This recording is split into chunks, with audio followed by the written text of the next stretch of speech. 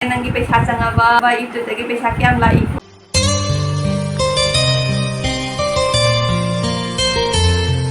Hello mayam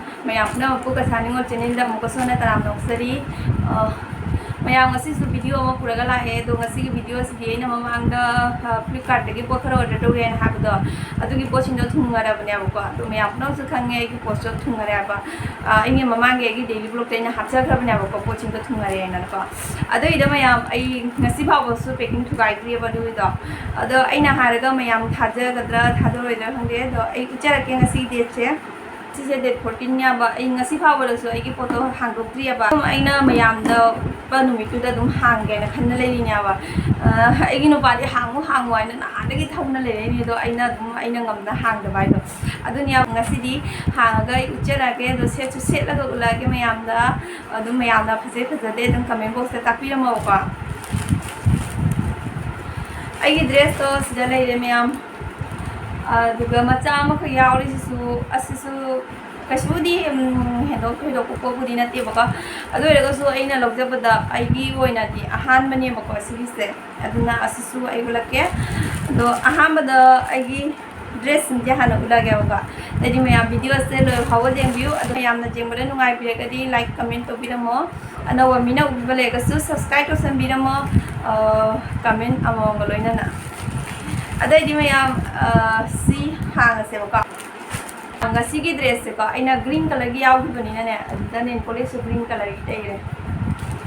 are green color gi dress se to ta na chana na bai tai si se hang asi karam ba dress oi dina khang de bara si dina bara se ga mana ayo ba ma chu ra ja aina da thina pam jo ma chu ne ba do khang de aina sit la ga ingon da pakcha ga da pakcha roidra ada dum mayam na comment box dum takki da mo dress color di sini so no pa ida chu ba la ma da jo asi dress katan ni na te ko sleek ni sleek jo la bi dress la di mayam sida le dress to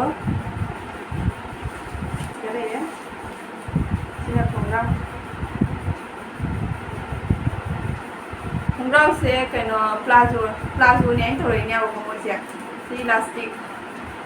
ado khongrang se moi na tore je plazo ni kain tore ne ba ko to dun jai chana ba jai ko puri mo lage khang de mayam engon da paksa ga khang de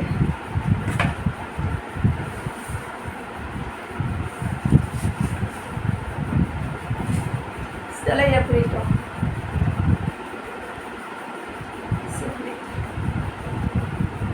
Asida kuchi thai ko ningol la su ina kuchi thai ba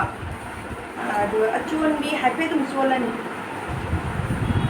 chunni na se simple chunni di se simple ada mayam ai ji dress se laga mayam do hala ge ko ai gi dress so sini ba ko asang chi gi dress so se sale aina logi ba se L size ne ba L size se inchi 40 number ne ba aina logi sina 38 number do loge na khan bane ba ko adu da 38 number do phang da ba de 40 number se oina log khra bane ba 38 number do leina 38 number do leina ba ta ga de adu gi do oina dum logo dam ne ba asi hi ngo chaw gi chang se ngo se sim ko he la ba ngon da ne inchi ani rom he la ba ngon da chaw gi chang se adu ni mayam asi chuni lei da ba ko se chuni je ngo chuni ji phaja bane machu chai ni am pam jaba machu ne ba ai gi khutta su nail polish je ngo asi gi machu ji oina nail polish tai di baina asi machu ji gi nail polish so ai mama na su kheti ani loi khra ba ko ba su lo ri ni handa ga mu na lo ri ni ba puja gi matam da ado aina ut pa kau thok na mayam da ulau dra ba si gi machu si di al da mayam ma ki asi da lai sa di ba se asi gi lai se jeng mayam ije sapa na ti ba khuna lo li ni ba si gi se mongasam di gul time ni ko swai wai ji ga kuchi lai ko se mayam swai ji ga kuchi lai re adagi asigi se net nya ba ko phi se manungi phi da gi yam hinjana sa ba phi do na ti ba aduga mathaki net chi di sa ga ni ba asigi net chi di sa ga ni adugi asi swai na se ba ko singa so le ngona ꯈꯨꯒꯤ ꯈꯔ ꯃꯈꯥ ꯑꯣꯏꯔꯦ ꯗ꯭ꯔꯦꯁꯁꯦ ꯌꯥꯝ ꯆꯥꯎꯔꯦ ꯑꯩꯉꯣꯟꯗ ꯑꯗꯣ ꯑꯁꯤꯒꯤ dress ꯃꯆꯨꯁꯤ ꯄꯛꯆꯕ꯭ꯔꯥ ꯄꯛꯆꯗꯦ ꯃꯌꯥꯝ ꯁꯣꯏꯗꯅ ꯀꯃꯦꯟ ꯕꯣꯛꯁꯇ ꯇꯥꯛꯄꯤꯔꯝꯃꯣ ꯑꯗꯩꯗꯤ ꯃꯊꯪꯒꯤ ꯗ꯭ꯔꯦꯁ ꯑꯃꯨꯛ ꯁꯦꯠꯂꯨꯔꯁꯤ ꯃꯌꯥꯝ ꯇꯨꯔꯅꯤꯁꯦ ꯏꯟꯁꯤꯜꯂꯒ ꯁꯤꯅꯦꯕ ꯃꯆꯨꯁꯦ ꯃꯊꯪꯒꯤ ꯗ꯭ꯔꯦꯁꯅ ꯁꯤꯅꯦꯕꯀꯣ ꯑꯁꯤꯁꯦ ꯑꯃꯨꯛ ꯍꯥꯡꯒꯦ ꯌꯦꯡꯉꯁꯤ ꯑꯁꯤꯗꯤ ꯐ꯭ꯔꯣꯛꯅꯤ ꯑꯗꯨꯝ ꯑꯩꯉꯣꯟꯗ ꯐꯖꯒꯗ꯭ꯔꯥ ꯐꯖꯔꯣꯏꯗ꯭ꯔꯗꯤ ꯈꯪꯗꯦꯕꯀꯣ ꯑꯗꯣ ꯑꯩꯅ ꯌꯥꯝ ꯄꯥꯝꯖꯕꯀꯣ ꯑꯗꯨꯗ ꯑꯁꯤꯁꯤꯃꯨ ꯍꯥꯡꯉꯒ ꯌꯦꯡꯉꯁꯤ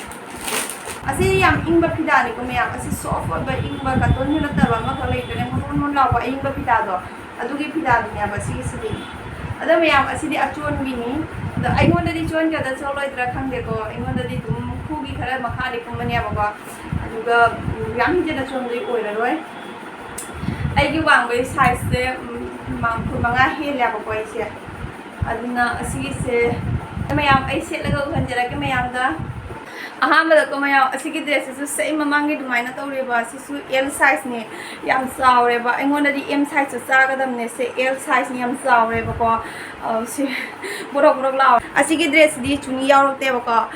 ꯑꯁꯤꯒꯤ ꯐꯨꯔꯤꯠꯁꯤꯇꯅꯤ ꯆꯨꯅꯤ ꯌꯥꯎꯔꯛꯇꯦ ꯑꯗꯣ ꯑꯁꯤꯒꯤ ꯐꯨꯔꯤꯠꯁꯦ ꯑꯩꯅ ꯁꯦꯝꯗꯣꯛꯀꯗꯕ ꯃꯌꯥम ꯂꯩꯔꯦ ꯑꯁꯤꯒꯤ ꯁ꯭ꯋꯥꯏꯋꯥꯏꯁꯤꯒ ꯀꯩꯅꯣ ꯇꯧꯔꯦ ꯁꯤꯂꯥꯏ ꯑꯃ ꯆꯠꯂꯦꯕ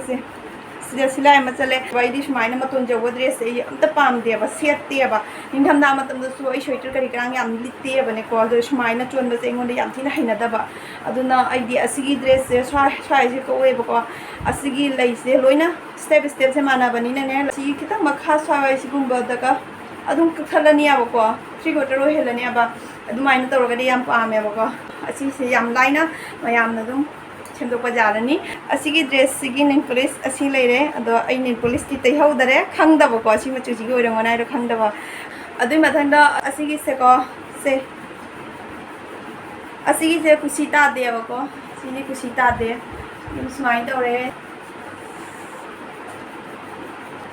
ꯌꯥꯝ ꯆꯥꯎꯔꯦꯕ sini ninglondasu sumai tawre manglondasu sumaina dum tawrebako ado mayam asigi dress su dum aina sepaje mayamna ubirabanina mayam hujikti comment box ta soidam ki takpiramo ai ahan bagi asang bai muchugi dress tuga asigi dress ga karamana paksei haibada ingoda soidam ki comment box ta takpiramo dagi mayam mathangi dress na asini mayam asigi dress di aina puja da laigiba dress tunia ba ai huju khawa tai di silai da tai di se prok law lai ba ai silai tai di ba ngona matam sangga ba silai tai ba gi ado asigi am saure asidi XL nia ba ko XL oisu ne 40 cm gi nia ba dum ngasagi large size L size tu ne ngasagi L size tu go size asigi se dum chaw ma ne ba ko L size tu sumaina inchi ani rong ka aga di dum ya ga nia ba aduna asisu dumaina ka aga ja ga do ma le duna chaw bu oi de ba ko sigi machu ji dum phaja bani ko sigi machu ji du liem bani ba machu je jaw ri am thina chaw re asita semjeng ai da wa se magi matam jeng onda sang da ba ko adunani do mayam ai ge hana nauna lakse ba dress sing do adui do ai ngasi mayam da share tor bani ba aduga mayam na dum karam ba dress na engonda jamna paksa ba adui da soideng ki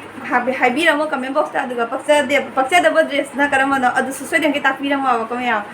dai di asigi se yare loi di makha video mo holasi adagi mathangi sima hanga se ba mathangi di kasina te ra mayam aina dum mayam da khara khurang lai da admai da to bi wane ba asiri kasina te nupi sina sukhoi da sina ba ko ni se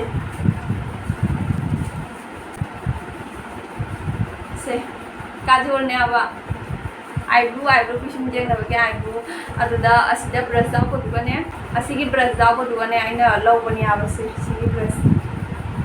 sigi brush yaw ko dugane aina pam na law bai wane ba asidi kasina te eyebrow ni